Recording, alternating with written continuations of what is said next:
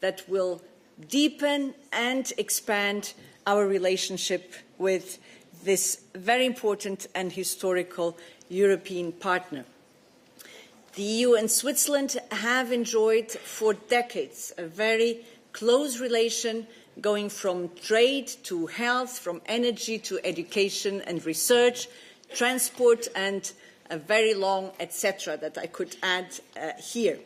So the signatures of President von der Leyen and President Parmelin will be an important step towards completing the ratification of this broad package of agreements. It will allow the EU and Switzerland to advance their respective ratification processes, including consultations with the respective parliaments, and in Switzerland also by engaging with their citizens. So this is, needless to say, very good news for the direct benefit of citizens, both for the EU, in the EU and in Switzerland. So stay tuned for further updates. We are preparing a technical briefing and a set of press material that we will publish on Monday, along with the signing ceremony between President von der Leyen and President Parmelin. And that's all from us today, and we can now open to your questions. Yes. Blaž Mohorčič with the Slovenian Press Agency. I have a question for Eva on the initiative My Voice, My Choice. Commissioner Labib posted a video on Instagram calling them to be patient ahead of tomorrow's decision on this initiative, but they are saying that they cannot be patient because one woman in Poland because she cannot receive the abortion, her life is in danger. So I would like to know if you have any further comments on that, and if tomorrow, what can we expect? They are asking for a clear yes to this initiative. Thank you. Yes, and I had already mentioned when I announced the agenda of tomorrow's college meeting that there is one citizens' initiative, indeed the My Voice, My Choice, that will be discussed tomorrow at the college. So we will certainly have not only more information, but indeed we had also shared with you that EVP Minzato and Commissioner Labib will also address you on this very same topic. I don't think we can say much more at this stage. No, we cannot say much more. Obviously, we know that this problem concerns many more women in the European Union, but as Commissioner Labib pointed out, the response is coming tomorrow. We are in touch with the initiative, My Voice, My Choice. There were meetings with the organizers of the initiative. And tomorrow there will be a response from the college, from the Commission. Exactly. Other questions to Eva?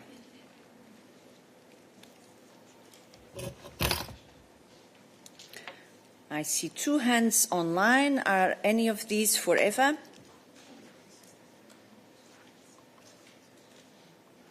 They're still up, but somehow have the feeling they may not be for Eva. But let's try Sadid Laluma.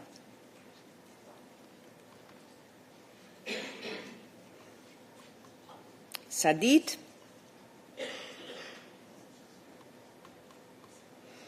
We can't hear from Sadid. Kardava Ketevan.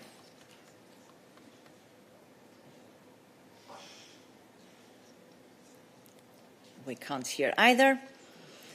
Hello. Yes. Thank you. Kardava, yeah. Thank you very much. Thank you for giving me the floor. I have a question regarding Georgia. How would you comment the decision made by Great Britain yesterday to sanction two Georgian TV stations, TV Midday and Post TV? Thank you so much. Thank you. So I think there was indeed no more questions for Eva. So on this question on Georgia, Anita will join us.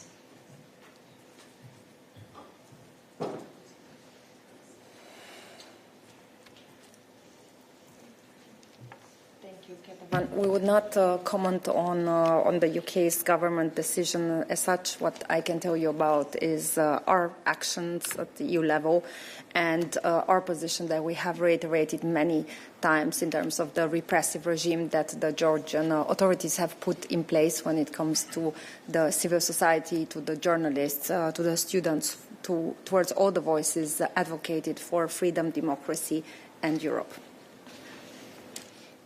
Thank you. Yes, please. I have a follow-up on this, considering the fact that the EU has already sanctioned Russian propaganda medias and some propaganda journalists in the past. Can it be the case to sanction, EU also sanction Midday and Post TV and some other propaganda media outlets from Georgia because, they were sanctioned by the UK for supporting Russia against Ukraine and undermining Ukraine's integrity. So, thank you. Thank you. At this stage, I don't have further details on this, so I would not want to prejudge any of this work. A follow-up.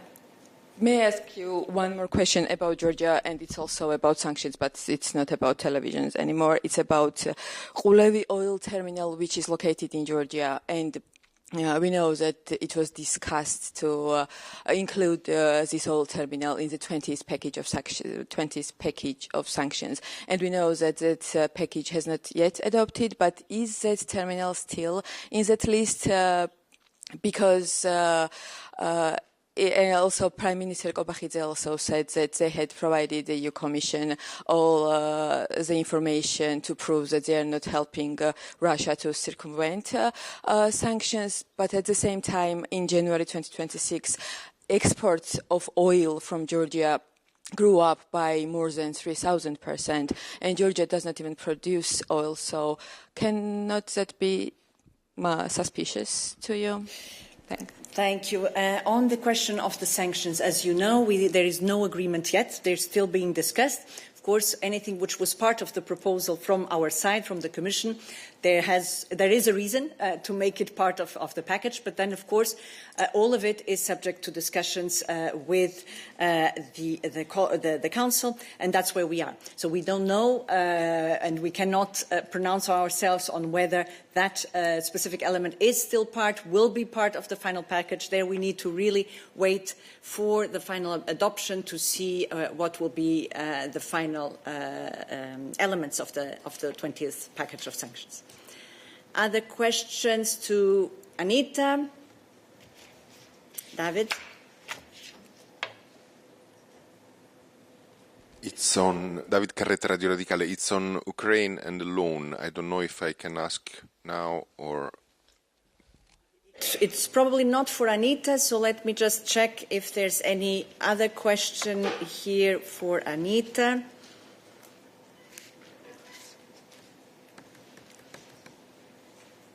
There's still the hand of Sadid. Not sure whether it's external affairs question. Sadid? Yes, can you hear me? Yes, we can. Okay, good. Thank you. I have a question regarding Bangladesh. My question from yesterday, because there is before the collapse of the government of Sheikh Hasina, there was a business forum between EU and Bangladesh. Now with the new government, is there any diplomatic forum or any kind of relation with that country? Thank you. Sadid, unfortunately, we could not see you. Your camera was not on. So what I'll suggest is that Anwar will get back to you after the midday. Okay, and then we can now come to you, David. Thank you, Paula. David Carretta, Radio Radicale. Yesterday, President von der Leyen said during her press conference with President Zelensky and President Costa that on the loan there are different options and we will use them. Can you clarify which options the Commission has at its disposal to deliver on this issue. Thank you. Thank you, David. And indeed, this was something that the President von der Leyen yesterday said very clearly.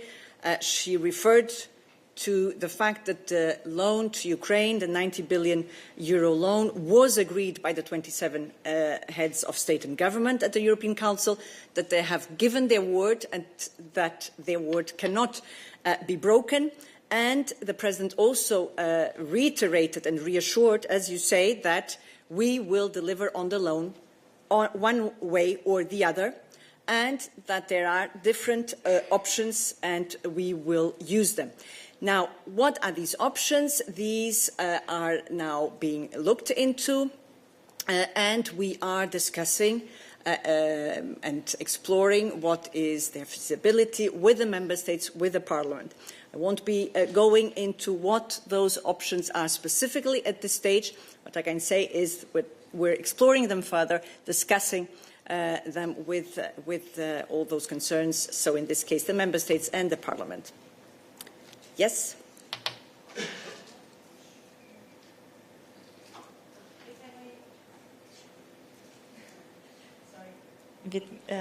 If I may follow up on that, Olena Abramovich, Radio Free Europe, High Representative mentioned that there can be return to Plan A, which was frozen assets, using them for this loan. Is it one of the options which is being discussed? Thank you. There are several options, and I know many of you have several options in mind.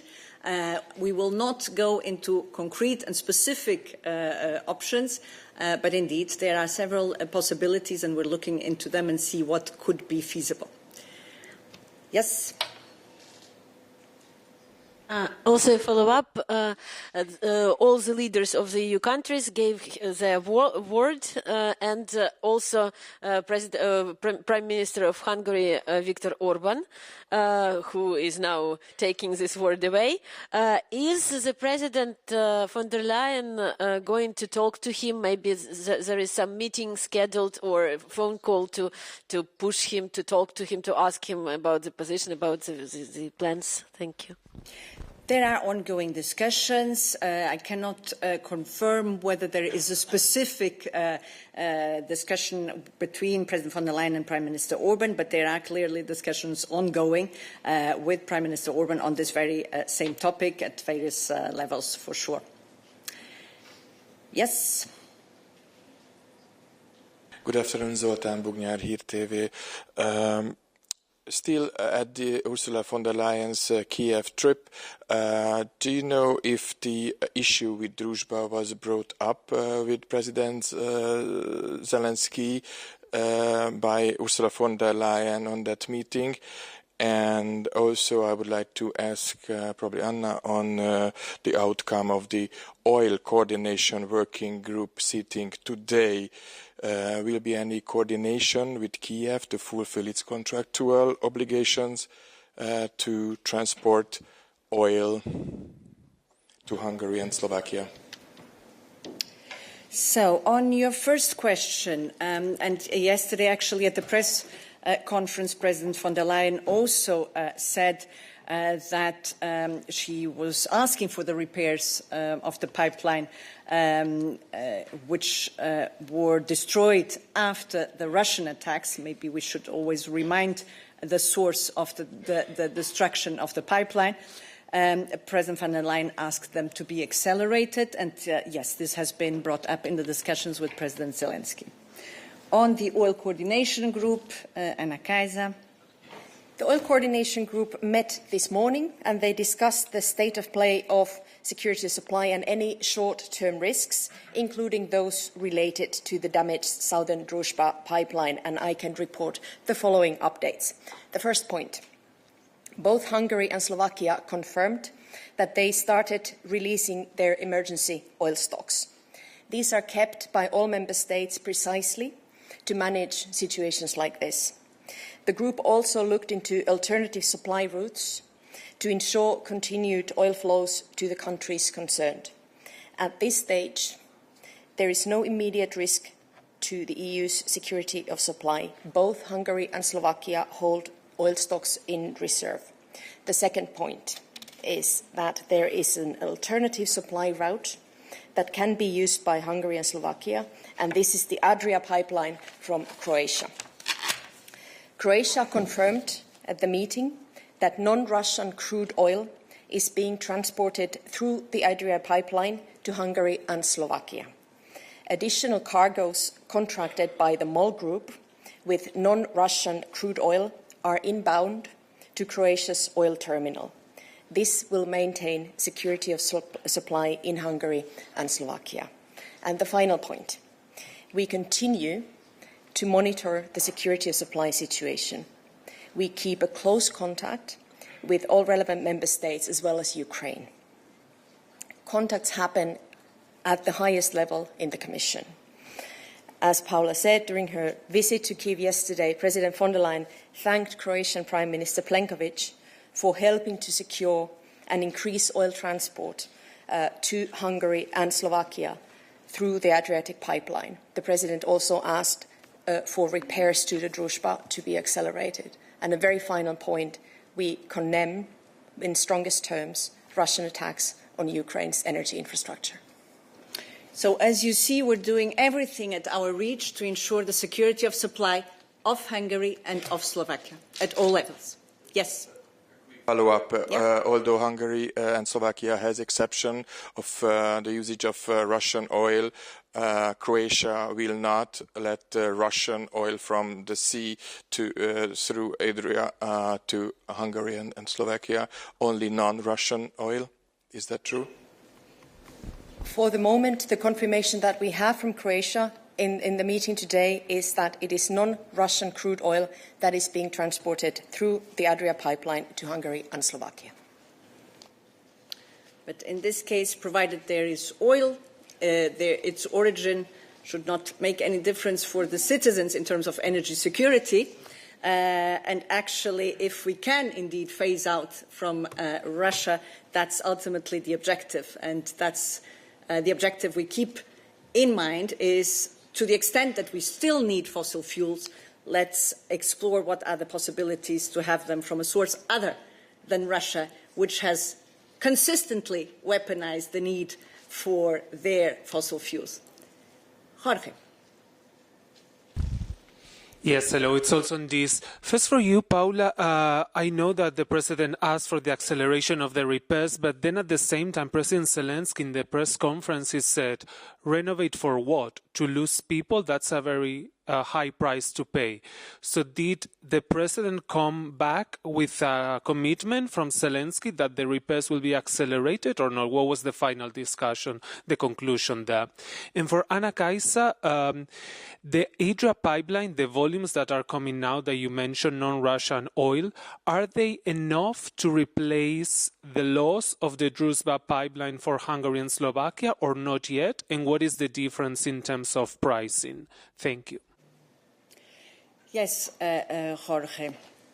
As we said, the President indeed raised this with President Zelensky and asked for the repairs of the pipeline to be accelerated. We understand that Ukraine is ready to do so. We also understand the point of view of President Zelensky, who says that the Ukrainian people are constantly repairing what Russia is systematically destroying.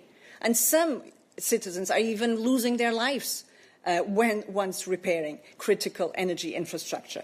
So we also have understanding for his considerations. But yes, we've asked for the repairs to take place.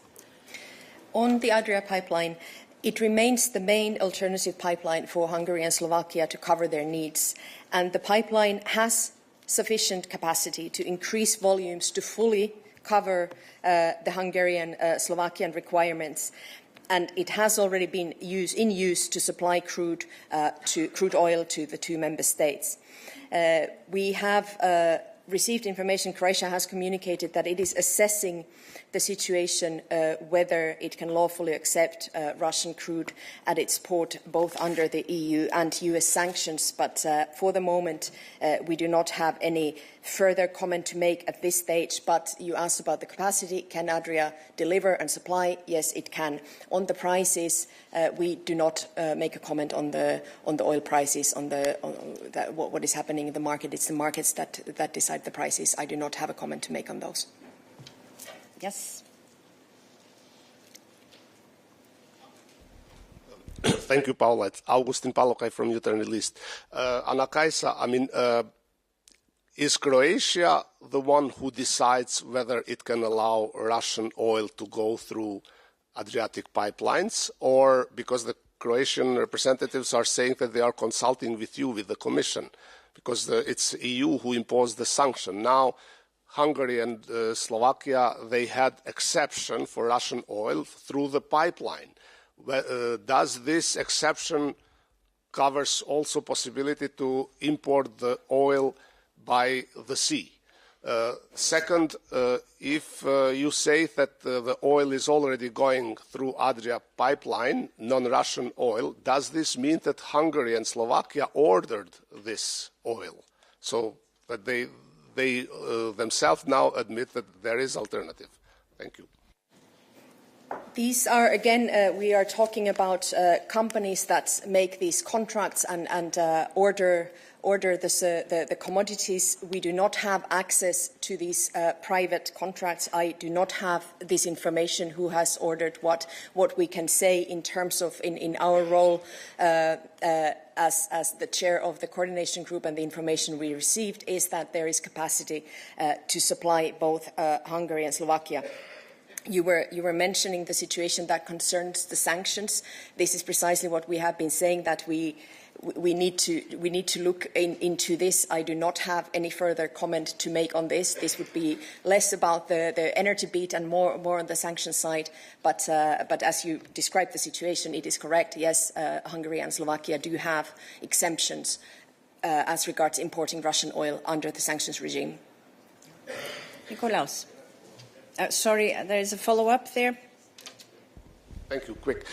So does this exception covers also possibility to import the Russian oil through pipeline?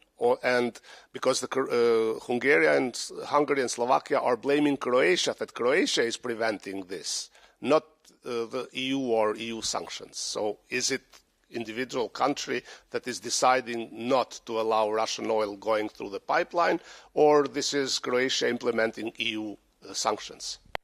Again, at the end of the day, what matters is that there will be oil that can be supplied to Hungary and to Slovakia to meet their demands. And if we can find alternatives to Russian oil, the better. Then we don't have an issue with sanctions.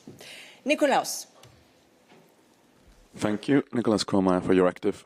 Did Slovakia and Hungary disclose information on the level of their strategic oil stocks and how much is left therein? How many days can they supply their population? And secondly, do you have, you've mentioned the route via Adria, but my understanding is the Ukrainian side has also floated to transport it up from Odessa. Did this come up at the oil coordination group, and what were the signals given? And since you won't comment on prices, can you maybe comment on the tariff structure? My understanding is that different pipelines have charge different tariffs, and whether you have made an analysis of that. First of all, on the emergency oil stocks, so they are designed to last for 90 days of net, that cover the net imports, or 61 days of consumption, whichever is the highest. So I do not have the information of exactly where Slovakia and Hungary are. They informed that they have started to release these stocks, but this is how they have been designed. On the Ukrainian proposal to consider transporting through the Odessa-Brody pipeline, we are assessing this option, but we do not have. We need to get a bit more information on this, and it might be therefore be a bit more of a mid-term solution rather than something that would immediately be a solution to the situation where we are now. On the tariffs, for sure, I'm sure we have done studies on that. I do not have those on me here, so we'll have to get back to you on that. Oui. Yes, hello, Olivier Bob, AFP. Thanks, Anna-Kaisa. Can you tell us if you have received any indication from Hungary or Slovakia that this solution through the pipeline, the Adria pipeline, would be satisfactory enough for them to accept to lift the veto they have on the 20th package and also the Ukraine loan? Thank you. The meeting today was to take stock and map out the situation at expert level and to really see and to exchange, for example, more technical information such as the release of emergency oil stocks.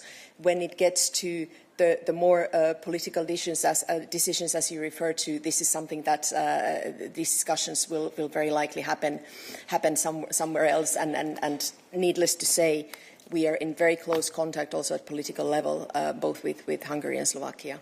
But ultimately, for us in our role as the European Commission, it's really just to ensure that there are alternatives to ensure the security of supply and energy security of all our member states. And this really is the top priority. And therefore, the alternatives that we are looking into have been discussed today as well. Stefan, and then we move on.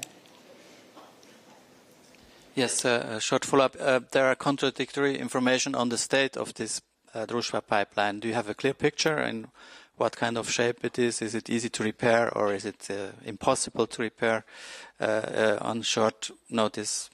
If you could clarify. Thank you.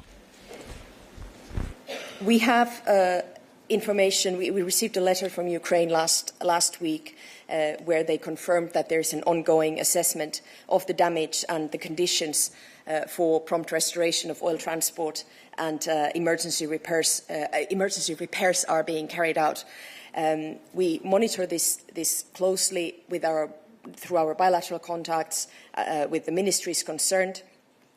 And the President in Kiev yesterday called for acceleration of the work. But at the same time, it is, as Paula also highlighted, it is important to remember that these repairs are being carried out under heavy Russian bombardment.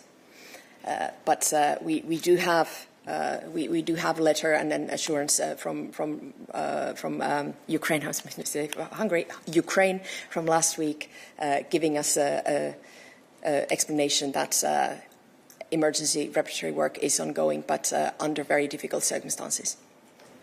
Good. Okay, and other topics to Anna-Kaisa so that we can change the subject. No. Then other questions at all. There in the back, the lady. Hello, thank you. Mine is a bit of a trade and a bit of foreign affairs question. I'm Sherifa Chitan from Anadolu Agency. High Representative Kallas said following the Foreign Affairs Council that Israel's expansion of powers in the West Bank is breaching international law and it hits at the heart of the future Palestinian state. I know that the European Union frequently condemns the expansion of settlements, cites that they violate international law, but on the other hand, it continues to trade with these settlements despite International Court of Justice advisory opinions, hence supporting their continuation. I know that also the Commission has exclusive competence over trade, and President Ursula von der Leyen, during her State of the Union speech, she said that the Commission will do everything it can in its power. So what can it do, and why is it not doing it? Thank you. And where, indeed, it's at the crossroads between foreign affairs and trade, and very much influenced by the foreign affairs angle, if I can put it that way. And therefore, we'll ask Anwar to join us, as indeed there are some measures on the table that concern this topic. Thank you very much for the question. In terms of the context, let me here also recall what our position is on the matter. The latest decision that you are referring to runs counter to the UN Security Council Resolution 2334 and does undermine the viability of the two-state solution. Let's also recall what is the position of the EU, which has been long-standing on the matter. Our position is of a position of non-recognition of Israel's sovereignty over the territories occupied by Israel since June 1967. And we recall that annexation is illegal under international law, and we call on Israel to reverse this decision. Now, in terms of the measures, let's, as Paola said, again look at what happened. At the latest State of the Union, the President had put forward measures, and these measures are still on the table, which does answer your question, and Olaf is also ready to jump in case there is any other trade follow-up, but the position and direction of travel remains unchanged. The measures are on the table. Yes, please. So I know what was proposed by the Commission, but does the Commission not have the authority to propose a blanket ban on trade with these settlements under the common commercial policy?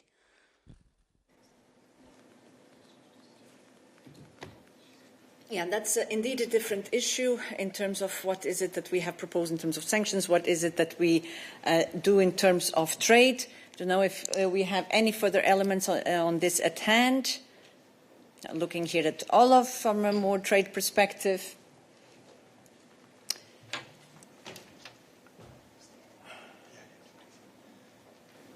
Where am I looking? Hi, yeah. Look, there are different things here. So you reference what the President spoke about in her State of the Union speech. That's separate to trade with settlements. Under our association agreement with Israel, this doesn't cover trade with the settlements because the settlements aren't part of Israel's territory. Therefore, this decision can't encompass trade from the settlements. So what you're talking about is the decision or the announcement that came in the State of the Union, and that's a separate thing. In terms of trade with the settlements, what is going on is that there is no blanket ban on trade with the settlements, right? That's what I'm asking about. As I just explained, that's not captured by the EU-Israel Association Agreement because we don't recognise the settlements. Yeah. The trade goes on. Okay, we're getting... Despite the recognition. We're not going to do to and fro on this. I'm happy to discuss it, detailed technical stuff with you. I have loads of stuff to explain this in detail. I'll send it to you in the afternoon. Do you have any other questions on this for us? Okay, thank you. On trade, since we have Olaf with us, any other questions? Yes, Alexander.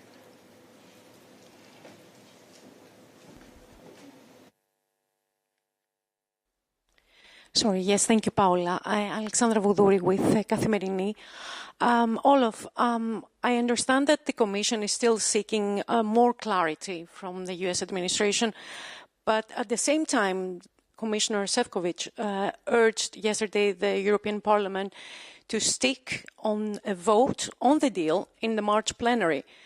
So I was wondering if there is no clarity yet, why the Commission still insists from one side of the deal to honour the deal when there is no clarity still from the other side of the Atlantic. And since President Trump himself said yesterday in his speech that he would soon institute a new tariff regime under federal authorities. Thank you. And before giving the floor to Olaf, just to compliment Alexander, because I listened to Commissioner Šefčovič, and if I remember correctly, he urged indeed for the EU-US agreement to proceed under the condition that more clarity is provided by our counterparts. So I think that second part of the sentence is very important and in line with what we've been saying. Thanks, Paola. Yeah, just to complement what you said, which is precisely correct. Let's just take a small step back here, and I'll try to present an accurate overview of where precisely we are. So, I must refer back to my famous buzzwords, reliability and predictability. I know you hear me say it a lot, but that's what we're aiming for here. That's been our target all along, to stabilise transatlantic trade so that our companies can gain the benefits from it and our consumers to the highest extent possible. So, where are we today? The Supreme Court of the US deemed the previous legal base for the tariffs to be illegal. The US has therefore put in place a system where an applicable tariff rate of 10% is in place in addition to existing most favoured nation duties. They vary depending on product, etc. The US has described this as a temporary regime because they described it as a transitional phase because it's legally time-bound. Therefore, something else is going to have to replace this transitional phase. That's one of the things we are seeking clarity on. That's probably not something that they can answer immediately and it's going to take time. Point one. Point two. From our perspective, as we've said repeatedly, our goal here is to protect EU interests, including those reflected in the EU-US joint statement, which has been the roadmap or foundation, if you like, for transatlantic trade for the past number of months. So, the US has given indications that it will honour the current deals and their specificities. I believe President Trump said that in a State of the Union address yesterday also. So, from our perspective, from the EU perspective, we are engaging with the US to understand how they will make sure that that's the case. So, just to get back to the technicality, so the vast, a majority of our exports, when you take the new 10% and add the MFN duty, fall below the 15% ceiling that we had agreed with the US. There are, however, a limited number of products for which the MFN is above 5%, therefore above 15%. Therefore, logically, if the US has given the commitment that it will honour its agreements, then it will honour the 15%. We are waiting for them to explain in clear operational detail how that will work. And so there's no contradiction between the European Commission position as elaborated by Commissioner Šefčovič yesterday. He said very clearly that we want to keep the process moving forward on our side so that we can implement our commitments, because that's what we said we would do. We implement our commitments, the Americans implement their commitments. We have the highest degree of stability and predictability we can gain in this situation, and trade continues to flow. So that's where we are. We continue to talk to the US as a greater degree of information is understood, and again, getting back to the word clarity, as the more clarity we have on the aspects I've mentioned, the more certainty we have to move things forward. That's it. I hope that's sufficiently clear. It is clear, Olaf. We have another question on trade. Go ahead. Hi, Lisa from The Guardian. Can you just clarify then, is the legal status of the deal that was signed last August, is that now void? Does that have no legal underpinning because of the Supreme Court ruling on Friday? And therefore, a brand new agreement, whatever that may be after the transition period, has to be agreed. There has to be a joint statement. We have to go through the whole months-long process again. And then secondly, you just mentioned there were some products with an MFN higher than 5%. Do you know what they are? Can you give us some examples? Thanks. Thanks, Lisa. I'm not going to provide the examples now. I can send you, the highlights of them in the afternoon. And as regards the legal base, I mean, that's what the Americans have to explain to us. So we have this transitional phase, as the Americans themselves describe it. We are engaging with the US to ensure that in that transitional phase, the commitments made by the US under the joint statement are honoured. If that's the case, we will continue to honour our commitments. And in the meantime, there's this deadline within which the US has to explain what comes next. So I know you're tired of hearing me saying it, but all we're trying to do here is keep things level. That's the EU approach, and that's how it will continue to be. Other questions to Olaf? No. I have one question online, not sure to whom it is addressed. Andrzej Wirwinski. Hello. Yes. I have a question about beef from Brazil. There are some reports that some beef contained. Sorry. Do you hear me? We do. Okay. So I have a question to Eva.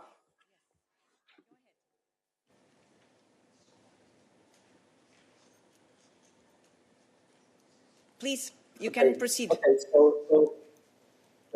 so I want to ask you about hormone-contained beef from Brazil. What does the European Commission knows about this case? How much this beef entered the European Union? How much of it reached consumers? And which member states received that beef? Is Poland among them? Good, Eva. Yes, we are aware of this case. It's been already a couple of months, and we took several actions since then. But before I speak about this concrete case, let me once again here say that we Europeans, we can enjoy the best quality food of a very high quality, because we are protected by one of the most strict conditions and requirements for the food safety in the world. And this means that everything what is on your plate and comes from within the EU has the same quality as everything what comes from outside the EU, which means that if you speak about the beef and about your steak, then the steak that you get in the EU has basically the same quality as the steak that is imported from outside. Regarding this case with estradiol and the beef containing estradiol imported from Brazil, this was detected. This was clearly controlled, and this was also in our rapid alert safety food and feed system, which means that we have immediately notified the member states about this case. It was about 10 member states that has acted on this, but mainly we have acted, and it has happened already before, with strengthening of our controls, of our checks, because to maintain the high quality of the food in the EU, we have a robust system of audits, checks and controls. The border controls for the food are done by the member states. We are obviously in touch with them, with the veterinary authorities, and we have also committed to do more of these checks and controls, including the Mercosur countries, including Brazil.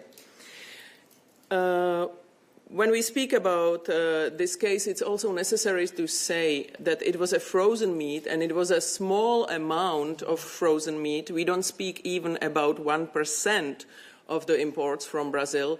We actually speak about 0.1% of the imports of meat from Brazil. So it was a really small amount. Nevertheless, we reacted with strengthening of the controls. And it's also good to say that this doesn't mean that this kind of meat would be harmful for EU citizens. It's just about the high quality that we have, which means that estradiol, this substance or hormone, if you wish, was banned in 2008 in the EU, but before that it was used. And because it's banned in the EU, we have the same requirement for Brazil. Good. So, in other words, what this shows is that actually the audits and the measures that we have in place show that our controls are effective and deliver, and that's why every now and then you can detect this type of issues in the food imports, and we act on it. Other questions to Eva? No? Nikolaus, you've been wanting to ask a question. Thank you. Question to Maciej on the EastInvest initiative. So, can you tell us, because neither the communication nor your press release is very clear, how much money is actually being put forward? Is there any new money? When was the planning for this initiative started, and how does this differ from the midterm cohesion review? Because it seems like it's part of the same remit, but there's no clear distinguishing line. Thank you. Thank you, Nikolaus, for your question. So just to clarify where it comes from. Last week, we adopted a communication on eastern regions bordering Russia, Belarus, and Ukraine, proposing a number of measures to support eastern border regions in the EU because they were affected by the consequences of the invasion of Russia in Ukraine. One of the actions that we are proposing is this EastInvest facility, and the declaration launching the facility will be signed tomorrow by financial institutions. So as we explained in the press release, the event will be hosted by DVP Fito with the presence of prime ministers from Estonia, Lithuania, Latvia and Romania. Sorry. And it will be dedicated, the EastInvest facility will be dedicated financing platform for EU Eastern regions, bringing together the EIB group, international financial institutions and national promotional banks. At the same time, it will address investment needs in these regions through targeted lending offered by participating financial institutions. Yes, Nikolaus, you have a follow-up? So, just to clarify, no new EU money? This will be a lending facility, so there is no new money involved. And it is estimated that this facility will provide at least 28 billion euros in private and public investments in the affected regions. Okay. Other questions to Maciej? Yes, please. Sorry? To Maciej. No, and we have one in the back still to Maciej. Hello. One, two. My name is Karina. I'm from Republic of Moldova, TVR. And also I have a question here. At this stage, could you please clarify or add more details what instruments this European facility could provide for the Republic of Moldova at this stage? Maybe it's too early, I don't know. Yes, indeed. This facility is dedicated to support Eastern European regions. So the regions which are in the 9 bordering Russia, Belarus and Ukraine member states, it is not covering Moldova for the time being. Exactly. Okay. Other questions to Maciej? No. Then we had a different topic here. Thank you, Petr Obrovský from Czech Television. I've got a question on the SAFE program, because Czechia is among the 3 last member states which still don't have approved their loans. So I wanted to ask if you could tell us more about at which stage the assessment is, when we can expect this, the decision, or whether there were some complications in the process. Thank you.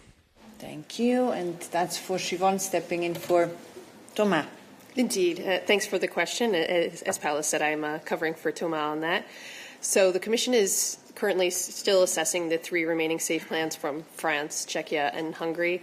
And we have no news for the moment, but they are still being assessed. In the making, in the making. Yes, Roland.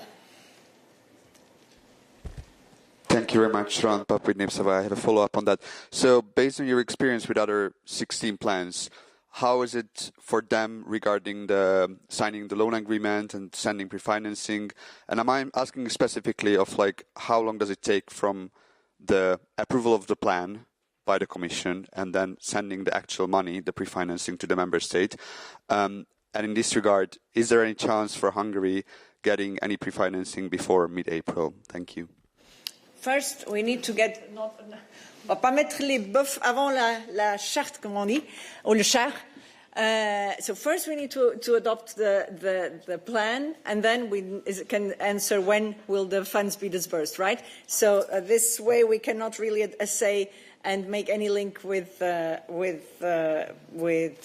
any date specifically. So let's see when we will adopt it, and then we can maybe answer that question in terms of timing.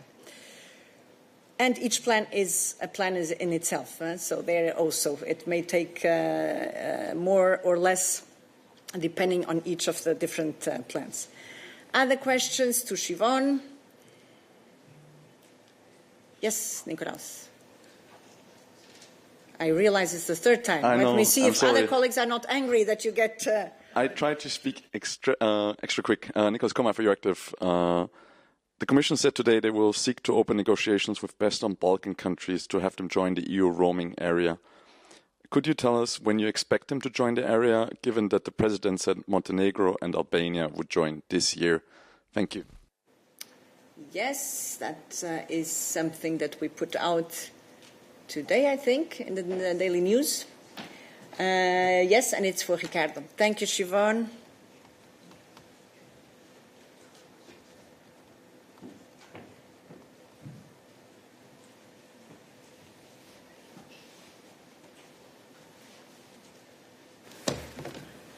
Good afternoon.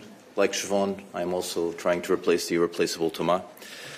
So indeed, the Commission today has proposed to open negotiations with Albania, Bosnia-Herzegovina, Kosovo, Montenegro, North Macedonia and Serbia to integrate them into the EU's Rome like at home regime. The idea there is that, of course, you would be able, both EU citizens and citizens from the Western Balkans would be able to travel and make calls, send text messages and use the mobile data without roaming surcharges. And of course, that means that there's a number of steps. So that means that we start with the proposal for the negotiating mandates, which is adopted today, where the Commission seeks Council authorization to open negotiations with the Western Balkan partners. Once adopted by the Council, the Commission then negotiates bilateral agreements with each of the Western Balkan partners. And of course, the prerequisite to access then the EU roaming area and be part of the Roam like at home regime is the full alignment with the relevant EU roaming legislation. Now that part is quite complex and the timelines then depend on the readiness of each of the Western Balkan partners to conclude bilateral agreements with the EU and ensure their full alignment with the relevant legislation. And once that is done, you would then have the possibility to have the full alignment and be part of the Roam like at home regime. I'm not sure colleagues will allow. Go ahead, Nikolaos, follow up. The President specifically said this year for Albania. I think we're going... If the President said so, let's look forward to it. Okay. Other questions to Ricardo? Go ahead. It's a follow-up. So do you intend to have abolition of roaming with them at the same time with all 6 Western Balkan states, or it will depend on the bilateral agreements? And do you expect any obstacle from telecom provider who are profiting a lot with the huge charges that they have for roaming? I mean, on your second question, I think at the moment there are already a number of voluntary roaming commitments with some mobile operators in the EU and the Western Balkans concerning this issue. On the first question, I honestly think it's too early to really take a view on whether you would be able to do it all in one go or whether you would then go one by one on these bilateral agreements. And of course, this is to be seen in the overall context of the gradual integration of the Western Balkans with the EU. So, and then, of course, on your question on whether companies will be hyping, not all good things that we do are very and always popular. We know that. Okay, other questions? Stefan. A different topic. Yes, related to the announcement of the signature with Switzerland on Monday. I have a question. I'm sure you have already an assessment on this. There is a vote in Switzerland in June to cap population at 10 million. So I would like to ask you how this would impact the bilateral relationship if the Swiss would say yes to this initiative. Thank you. Again, there we have so much on our table which is already in place and on which we need to have a very clear position that on that one, let's take it when we get there, Stefan. And to conclude, I have one final question, probably, Theophan Hartmann. And maybe we'll need to get a spokes back. Yes, go ahead. Yes, thank you very much. I have a question which is related to the Western Balkans as well, because Ukraine and Moldova also joined the EU roaming area quite recently. So do you have any, do you know how Western Balkan countries will be joining the EU roaming area, because it might create some technical issues between operators if a Moldovan person travels to Albania at some point? Is this a situation that you've been considering? I guess this is part of all the discussions that will go once we start negotiations with the individual countries, and all the technicalities, all the possible obstacles that need to be overcome. That's the moment when these will be then tackled.